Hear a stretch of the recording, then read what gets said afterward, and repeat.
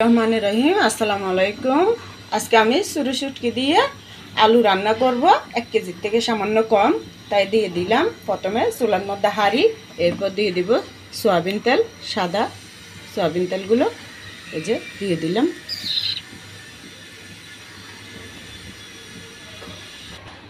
তো আপনারা সবাই কেমন আছেন? আশা করি আল্লাহর রহমতে ভালোই আছেন। এই যে প্রথমে আমি আলু আর চুরু শুটকি রান্না করব, এটার জন্য দিয়ে দেব পেঁয়াজ কুচি, এই যে দিয়ে দিলাম। দিয়ে দেব ছোট 4 চামচগুলো দিয়ে 1 চামচ উঁচু করে রসুন বাটা, এখানে এইটাতে 1.5 চামচও হবে, আমি উঁচু করে একসাথে দিয়ে দিচ্ছি। এই যে এটা একটু কিছুক্ষণ আমি ভেজে নিছি রসুন আর পেঁয়াজ।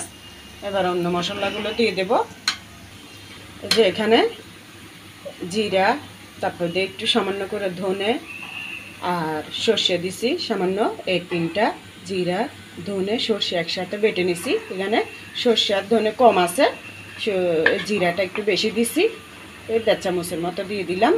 আর এখানে কাঁচামরিচ বাটা, সাথে ধনে পাতাও বাটি নিছি, এটাও দিয়ে দেবো 1 চামচ। এগুলো ঝাল বেশি তাই কম করে দিলাম। এবার দিয়ে দেবো হলুদের গুঁড়ি 1.5 চামচ দিলাম।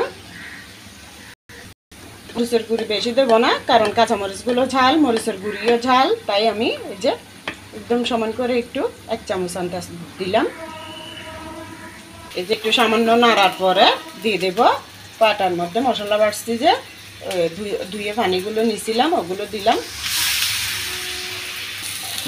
এবার আলু আর চুরু শুটকির আন্দাজ অনুযায়ী দিলাম লবণ, লাগলে পরে দেব। এখানে 1 কেজি থেকে সামান্য একটু কম হবে আলু। আবারও সামান্য একটু মশলাটা কষানোর পরে, বেশিক্ষণ না, এই 20-30 সেকেন্ডের মতো এরকম কষানোর পরে দিয়ে দেবো চুরু শুটকি। এই যে এগুলো ধুয়ে পরিষ্কার করে এবার দিয়ে দেবো।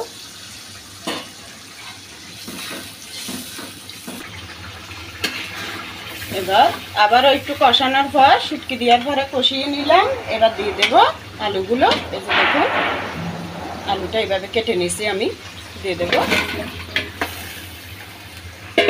এই যে দেখুন এইভাবে আমি 10-15 মিনিটের মতো এভাবে শুকনোভাবে কষিয়ে নেব, যে পানি আছে যতটুকু অতটুকুর মধ্যে।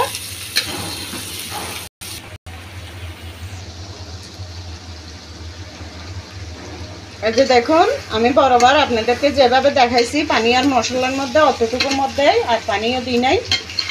এভাবে আমি আস্তে মাঝারি জালে আর কি, মানে জুড়ের থেকে এই মাঝারি জালে আমি এভাবে বরাবর 10-15 মিনিটের মতো এই দেখুন কীরকম করে নিচ্ছি।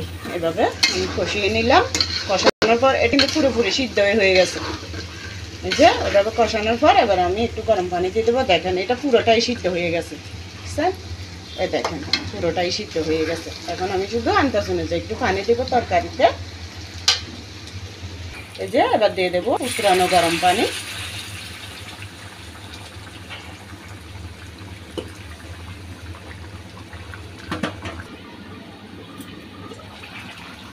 পুরো রান্নাটাই এভাবে আমি ঢেকে ঢেকে করছি।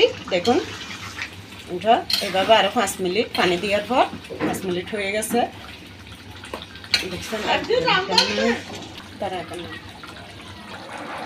এবার দিয়ে দেবো একটু ধনিয়া পাতা।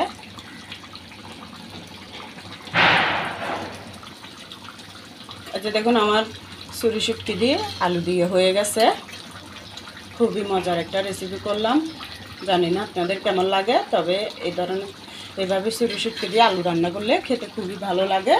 তাই আপনাদেরকেও দেখালাম রান্না করে, তাই কেমন লাগে কমেন্টে জানাবেন। আর যদি বেশি ভালো লাগে তাহলে একটা লাইক আর সাবস্ক্রাইব করে নতুন বন্ধু হন আর পুরাতন বন্ধু হন, পাশে থাকবেন। আর যারা লাইক সাবস্ক্রাইব করছেন তাদেরকে অনেক অনেক ধন্যবাদ, ভালোবাসা ও দোয়া রইল। তো সবাই সবার জন্য যাতে দোয়া করবেন, আমরা যাতে সবাই ভালো থাকি। আল্লাহ হাফেজ, আসসালামু আলাইকুম।